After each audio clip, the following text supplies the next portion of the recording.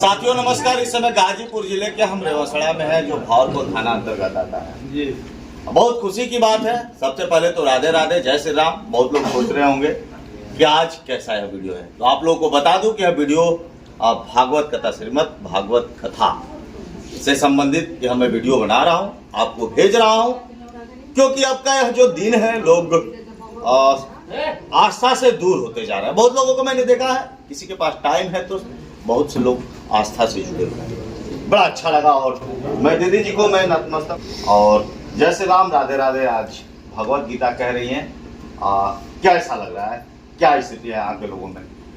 बहुत अच्छा अनुभव मुझे इस गाजीपुर क्षेत्र में जो रेवासड़ा में प्राप्त हो रहा है। जो यहाँ के श्रोतागण हैं, बड़े ही भाव विभोर से कथा को रसपान कर रहे हैं। आज कथा का 6वां दिवस है, कल अंतिम दिवस होगा, 7 दिवस पूर्ण होंगे। और जो मेरा इस गांव का अनुभव रहा है, बहुत ही सुंदर, मैं शब्द मेरे पास नहीं है, मैं व्याख्या नहीं कर सकती। जो रेवासड़ा के क्षेत्र के लोग हैं, यहाँ के गांव के लोग हैं, बहुत ही भक्ति मुक्त हैं। बड़े प्रेम से ये लोग कथा रसपान कर रहे हैं। आज तक कल 5वां दिवस था कथा का, जिसमें सभी श्रोताओं को बड़ी भाव के साथ मैंने चंद्रवंश की कथा को रसपान कराया। किस प्रकार प्रभु द्वापर युग में आते हैं और कैसे सबका कल्याण कर रहे हैं, और 125 वर्षों तक धरातल में रह के पुनः परम धाम को चले जाते हैं। हाँ दीदी, एक सवाल करने की कोशिश करेंगे। जैसा कि भागवत गीता में बताया जाता है कि बहुत अच्छे अच्छे ज्ञान है, भागवत गीता आखिर होता क्यों है, इससे फायदे क्या होते हैं? भगवत महापुराण जो है हमारी, ये श्रीमद् भागवत महापुराण 18वीं पुराण है, जिसके रचनाकार स्वयं वेद व्यास जी महाराज हैं। और इसमें जो भागवत महापुराण है, जिसमें 18,000 श्लोक, 335 अध्याय, 12 स्कंद है, जिसको जिस समय वेद व्यास जी रचना कर रहे थे, स्पष्ट वर्णित किया कि जो भी कलयुग में इस भागवत महापुराण का रसपान करेगा, ये आयोजन करवाएगा, उसके जन्म जन्मांतर के पाप नष्ट हो जाएंगे। और जैसा कि दीदी देखा गया है, भागवत गीता में भी बताया गया है कि दुख होता क्यों है, दुख आते क्यों है, कारण क्या है? देखिए, पहली बात है जो भगवत महापुराण है और दूसरी भगवत गीता है, दोनों अलग है। भगवत गीता हमें जो ये सिखाती है कि हमें राजनीतिक स्थल में कैसे विजय को प्राप्त करना चाहिए, और भगवत महापुराण में श्री हरि नारायण की बाल लीलाओं का बखान किया, जिसमें हमने आपको बताया कि 18। अच्छा दीदी, मृत्यु तो निश्चित है, ऐसा भी कहा जाता है, आपका क्या मानना है?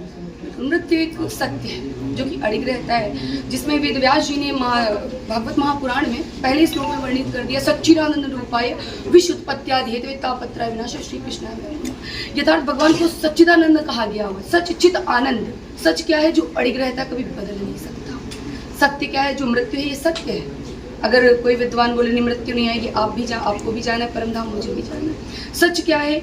मृत्यु आएगी, ये सच है। आनंद क्या है? जो आजकल व्यक्ति इस कलयुग में आनंद को ढूंढ रहे हैं, इस मोह माया में फंसे, वो आनंद नहीं है। जिसने श्री हरि नारायण के चरणों में अपने आप को समर्पित कर दिया, वो परमानंद। हाँ, लेकिन दीदी हम एक सवाल करने की और कोशिश करेंगे। देखा जा रहा है कि मैं सबको नहीं कह सकता, सब लोग अपने दिल पे नहीं लेंगे। बहुत से लोगों को मैं ऐसा भी देख रहा हूँ कि स्वार्थ होते जा रहे हैं, दुनिया एक तरफ भाग रही है, और जो है प्यार बढ़ता जा रहा है, लोगों में नफरत की भावना फैल, ये वजह क्या है? ये देखिए, कलयुग का ही प्रभाव है। पहले से आज के मनुष्य जो देख रहे हैं, ये पहले से ही हमारे विद्वानों ने वर्णित कर दिया है, शास्त्रों, उपनिषद, नीतियों के माध्यम से, वेदों के माध्यम से। जो ज्ञानी विद्वान हैं, उन्हें पहले से ये ज्ञात है कि कलयुग में यही होने वाला है। कलयुग 4,32,000 वर्ष का है, जो कि प्रथम चरण कलयुग का चल रहा है, जिसमें इतनी विपत्तियां और इतनी कठिनाइयां आ रही हैं कि जीवन जीना संभव ही नहीं लग रहा है। अबोध बालक देखिए कहीं क्या कर रहे हैं, विष का पान करते अपने देह का त्याग कर रहे हैं, और तरह बेतरह की। लेकिन कलयुग केवल नामधाता, कलयुग सिर्फ नाम का है। कलयुग में जो चीज आपको मिल सकती है, वो तीनों युगों में, न सतयुग में प्राप्त हुआ, न त्रेता में, द्वापर में। कलयुग में ऐसा एक गुण है, महत्वपूर्ण गुण है, अगर मनुष्य चाह जाए, श्री हरि नारायण का भजन करने से श्री हरि नारायण को प्राप्त कर सकता है, जो कि सतयुग में ऋषि, महर्षि, मुनि, सतयुग, त्रेता, द्वापर युग में महायज्ञ करके प्राप्त करते थे। कलयुग का मनुष्य वो हरि भजन से प्राप्त कर सकता है। अच्छा, जिस तरह का देखा गया यहाँ पे माहौल, में पहली बार देख रहा हूँ इतना पूजा पाठ में, और एक छोटे से गाँव में एक भागवत कथा का आयोजन किया गया, जिसमें मैंने करीब बता दूं आपको कि संख्या 200 के आसपास में थी। तो क्या हर जगहों के प्रति और यहाँ में क्या अंतर दिखा? बहुत अंतर मुझे दिखा है। रेवसड़ा मेरी पहली ऐसी कथा हो रही है जो कि इतना भव्य आयोजन, मैं 9 वर्ष की ऐसी कथा कह रही हूँ राम कथा से, और बाल व्यास लगता था हमारे नाम के आगे, लेकिन ये मेरा पहला अनुभव ऐसा जा रहा है जो हमारे आयोजक करता है मुन्ना राय जी, पीएन राय जी ने जो इतना भव्य आयोजन रेवसड़ा में करवाया है, और यहाँ के श्रोताओं का भी योगदान उतनी भक्ति के साथ है।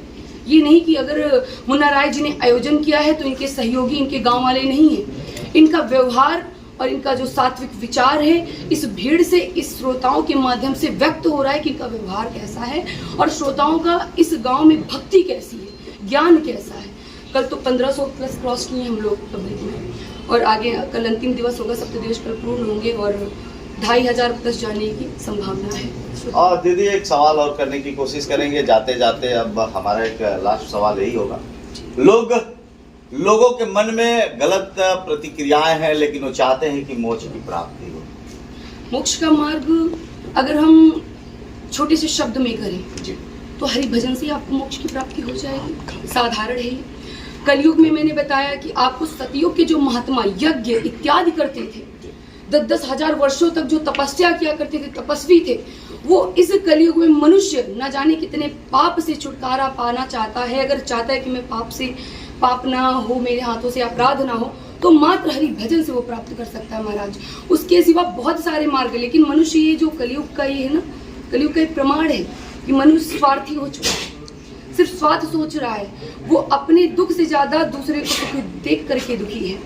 तो कारण क्या है? यही तो है कि ईर्ष्या भाव हमारे अंदर, वो सात्विक भाव उत्पन्न ही नहीं हुआ।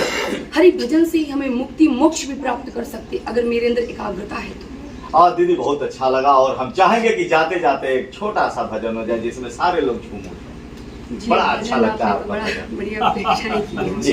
छोटा सा भजन, छोटा सा, हम चाहेंगे कि सारे श्रद्धालु लोग थोड़ा दीदी के साथ झूम जाएंगे, जैसे आप जैसे प्रवचन करती हैं, जब लोगों को, श्रद्धालुओं को अपने तरफ आकर्षित कैसे करती हैं, बड़ा अच्छा लगता है। जी, हमारे रेवसड़ा के भक्त तो बहुत प्यारे हैं, हम जितनी प्रशंसा करें उतना कम है कि जब हम भी भजन करवाते हैं सभी झूमते मेरे साथ सत्संग करते हैं, लाइव कथा चलती है, और जिसमें सबसे ज्यादा सब उत्साहित होते हैं, जो मेरा अभी तक अनुभव रहा है, श्री कृष्ण गोविंद हरे मुरारी, हे नाथ नारायण वासुदेवा, श्री कृष्ण गोविंद हरे मुरारी, हे नाथ नारायण वासुदेवा, हे नाथ नारायण वासुदेवा, हे नाथ नारायण वासुदेवा, श्री कृष्ण गोविंद हरे मुरारी, हे नाथ नारायण वासुदेवा। इसी वजह से जो भी रेवसड़ा के श्रोता है बहुत मंत्रमुग्ध हो चुके हैं। चलिए, हम मुन्ना राय जी, आपसे भी हम कुछ बात करने की कोशिश करेंगे, और उम्र में तो आप हमसे बड़े हैं, चाचा तुल्य हैं, लेकिन कहीं ना कहीं आज मैं पत्रकार की गरिमा से आपसे बात कर रहा हूँ। कैसा लगा भागवत गीता करा के, और आप क्यों करा रहे हैं? पहले तो हमारे पिताजी और माताजी बहुत हार्दिक इच्छा थी जी भागवत कथा सुनने की जी, और इन लोग का ये था कि हम लोग गाँव में ही सुने जी, तो हम लोग इसका प्रोग्राम बनाया, और ये गाँव में सुनने का बहुत अच्छा इन लोग का ये मकसद था जी। इन लोगों को तो अच्छा लग रहा है, इनको अच्छा लग रहा है, पूरे गांव को अच्छा लग रहा है, पूरे क्षेत्रवासी इसे एक होने की कोशिश कर रहे हैं। बहुत ही अच्छा, पूरा भक्तिमय पूरा हमारा क्षेत्र हो गया है इस बात के लिए। जो ये तो हमको भी लगा कि ऐसा करके हमको भी भगवान ने कैसे अच्छा काम करने का मौका दिया, इसलिए जो है ये बहुत ही अच्छा कार्यक्रम हमारे पिताजी के आशीर्वाद से और इनके प्रेरणा से हम ये करने की कोशिश किए हैं, और ये कोशिश कर रहे हैं कि गाँव के सभी लोग खुशहाल हो जाएं, सब लोग संगठित हो जाएं, और एक दूसरे की किसी में द्वेष की भावना ना हो। अच्छा, बहुत ये अच्छी बात मेरा है। मकसद था इस कथा का सुनाने का, कि मेरे परिवार, मेरे खानदान तो खुश रहे ही, मेरा पूरा गांव खुशहाल हो जाए, खुशी, इतनी खुशियाँ आ जाए दीदी की भागवत कथा की वजह से, मेरा गांव का नाम रोशन है। अब बड़ा अच्छा लगा। बाबा से भी 2 शब्द बात करेंगे, कैसा लगा वहाँ? अरे बहुत अच्छा, यहाँ के मुखार लेने से इतना अच्छा लग रहा है, सब विभोर हो जाते हैं। अच्छा, कोई भजन भी जानते हैं आप? भजन कीर्तन जानते हैं? भजन तो बहुत करते हैं, भजन तो बहुत करते हैं। आपको दर्शक लोग देख रहे हैं, उनसे कुछ कहना चाहेंगे? वो लोग भी भागवत कथा कराएं। हाँ। जी, भागवत कथा और लोग कराएं आप, और लोग आएंगे तो और अच्छा होगा अच्छा। सब लोगों को। अच्छा, फायदा आपको दिख रहा है, फायदा मामूली हो रहा है। शांति मिल रही है दिल में। प्रभु का कृपा है कि सब कुछ हो रहा है। और चलिए, सनातन धर्म को आगे ऐसे ही बढ़ाते रहना है और लगातार प्रयास करना है कि आप आस्था से जुड़िए। बहुत लोगों को देख रहा हूँ जो आस्था से लोग दूर होते जा रहे हैं, तो उनसे मैं आग्रह करूंगा, निवेदन करूंगा कि आप आस्था से दूर मत होइए। लेते हैं विराम, वीडियो को यहीं पे दैंड करते हैं। आपको वीडियो कैसी लगी दीजिए कमेंट में अपनी भी इजाजत। बहुत बहुत धन्यवाद, शुभकामना। बोले यज्ञनाथ भगवान की जय, भागवत महापुराण की जय, वृंदावन बिहारी लाल की जय, हम पार्वती पतया हर हर हर महादेव शंभो। चला था ना पूरा, चल रहा। आज ये चल जाए मतलब उस पे एकदम अभी डालेंगे, हाँ। 20 मिनट में आ जाएगा चैनल। हाँ